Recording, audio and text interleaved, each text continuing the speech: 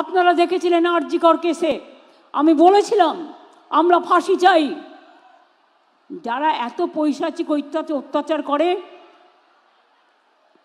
যদি কেউ দানবিক হয়, যদি কেউ পাশবিক হয়, তাহলে সমাজ কি মানবিক হতে পারে?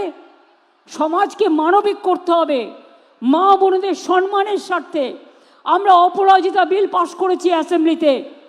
আমরা ডেথ পেনাল্টি রেখেছি, সেখানে আমরা শাস্তি রেখেছি। যাবজ্জীবন মানেটা কি? অনেক কেসে আমরা দেখেছি 2-3 বছরে বেরিয়ে গেছে, পেরোলে বেরিয়ে যায়। তারে অন্যায় করেও তাকে ক্ষমা করে দেব? কেন বলবে? এই কেসটা আমি সত্যি শক। বলতে পারেন আমি নিজেও একজন লয়ার ছিলাম, আমি আইনটা পড়েছি, আইনটা আমি একটু একটু হলেও বুঝি।